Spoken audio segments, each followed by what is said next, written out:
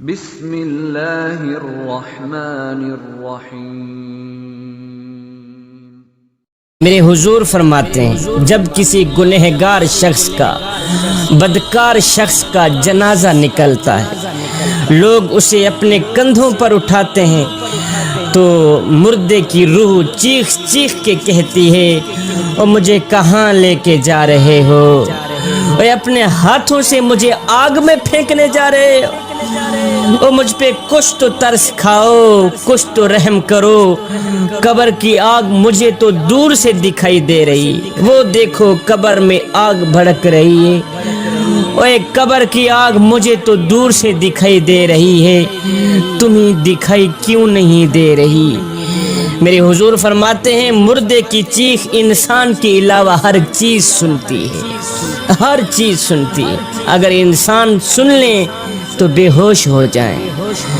اللہ اکبر۔ مردہ اپنے عزیز و اقربا، رشتہ داروں کو، دوستوں کو چیخ چیخ کے کہتا ہے، مردے کی روح چیخ چیخ کے اپنی اولاد کو کہتی ہے، اور میں نے تمہارے لیے دن رات ایک کر کے تمہارے لیے مال جمع کیا، اور تمہارے لیے تجوری اکٹھی کی، دن رات تمہاری ہی فکر میں لگا رہا کہ میری اولاد کا ایک اچھا مستقبل بن جائے۔ میں نے تمہارے لیے، تمہارے پیٹ کے لیے، تمہارے مستقبل کے لیے حلال و حرام کی تمیز بھی نہ کی۔ میں نے تمہارے لیے اتنا کچھ کیا اور تم مجھے زبردستی آگ میں پھینکنے جا رہے ہے۔ ساری زندگی جس طرح میں نے تمہاری فکر کی، کاش کی آخرت کی فکر بھی کر لیتا، آج مجھے زبردستی آگ میں نہ ڈالا جاتا۔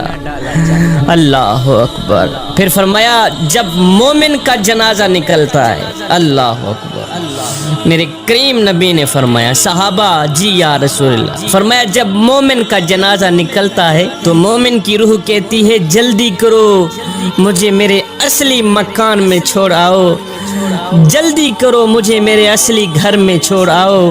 ساری زندگی جس مالک کا نام جپتا رہا، ساری زندگی جس رب کا نام لیتا رہا، آج اسی کا میں نے دیدار بھی کرنا ہے، جلدی کرو، تم دیر کیوں کر رہے؟ فرمایا مردے کو جب قبر میں اتارا جاتا ہے تو وہ دو صورتوں میں پچھتاتا ہے، دو صورتوں میں پچھتاتا ہے مردہ۔